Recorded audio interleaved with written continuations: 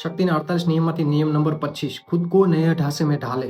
આપણે પોતાને નવા ઢાંચામાં ઢાળવાની વાત કરી છે કે આપણે આપણો રોડમેપ આપણે પોતે બનાવવાનો. આપણે જ્યારે જન્મીએ છીએ ત્યારે માતા પિતા, મિત્ર કે આજુબાજુના સગાવાલા, કુટુંબ અને આપણા આજુબાજુનું એન્વાયરમેન્ટ છે એ એક ચોક્કસ ઢાળામાં ઢળેલું હોય છે અને આપણને પોતાને પણ એ ઢાળામાં ઢાળે છે. કેમ રીતે આપણને ખબર નથી હોતી ઇનડાયરેક્ટલી. એ લોકો જે એક ધારી એક પ્રક્રિયા કરતા હોય છે એ પ્રમાણે આપણે પણ કરતા હોય છે. તો એમાંથી બહાર આવી અને નવી વસ્તુ સ્વીકારવી જોઈએ, ફ્લેક્સિબિલિટી રાખવી જોઈએ. ગીરગીટ ઘોડે રંગ બદલવાની વાત કરી છે શક્તિના 48 નિયમમાંથી રોબર્ટ ટી ગ્રીને, કે તમારે સંત સાથે બેઠો ત્યારે સંત, રાજનેતા સાથે બેઠો ત્યારે પોલિટિક્સ જેવું, અને ગંભીર માણસો સાથે બેસો ત્યારે ગંભીર, અને જે હસમુખવા છે એની સાથે બેસો ત્યારે હસમુખો આપણો વ્યવહાર હોવો જોઈએ.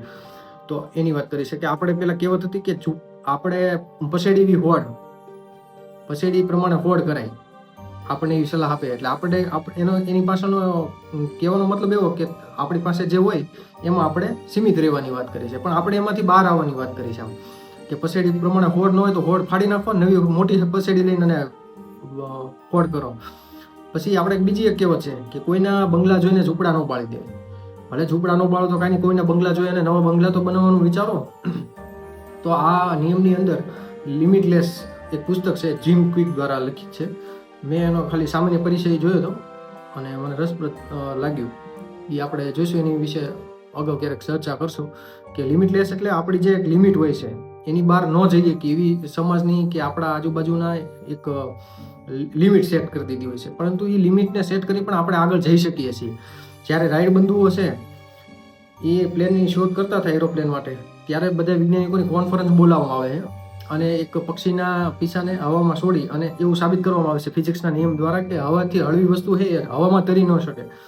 તો ઘણા બધા એ શોધ પર બંધ કરી દીધી. પરંતુ આ રાઈડ બંધુએ સતત પ્રયત્નો દ્વારા આપણે આજે પ્લેનમાં બેસી શકીએ છીએ. એ રાઈડ બંધુની દેન છે. તો એ લોકોએ એને સ્વીકારી લીધું હોત તો આપણે અત્યારે જે હાલમાં હવાઈ સફર કરી શકીએ છીએ એ શક્ય ન બની હોય. તો એની વાત કરી છે કે અબ્રાહમ લિંકનનો એક પણ આમાં દાખલો આપવામાં આવશે કે અબ્રાહમ લિંકન જ્યારે અમેરિકાના પ્રમુખ બન્યા એ પહેલા ક્લીન શેવ રાખવાની એક પ્રથા હતી. પરંતુ અહીં અબ્રાહમ લિંકન છે એ દાઢી સાથે આવે છે, નથી ક્લીન શેવ કરતા. એને પોતાનો રોડમેપ કઈ રીતે આપણે પોતાને શું કરવું છે એની ક્લિયરિટી હતી. એને બીજા શું કહેશે, શું કરશે એના સાથે કોઈ મતલબ નથી. તો આપણે ઘણીવાર કોઈ બિઝનેસ શરૂ કરતા હોય કે આપણે ઘણા બધા માણસો નિષ્ફળ ગયા હોય છે, સલાહ દેવા પહોંચી જાય કે ભાઈ આમાં કાંઈ નથી, કારણ કે નિષ્ફળ ગયા હોય એના કેટલા બધા કારણો આપણી સામે રજૂ કરે છે અને આપણું મોરલ ડાઉન કરે છે. પણ એ એના વિચારો છે, એની નિષ્ફળતા એને કઈ રીતે જોઈ એને મુબારક. આપણે એનાથી બહાર આવી, આપણે જે કાંઈ વિચારીએ છીએ આપણો રોડમેપ આપણે પોતાને બનાવવાનો છે. તો આ તો નિયમ નંબર 25 કે ખુદ કો નયે ઢાંચે મેં ઢાલે.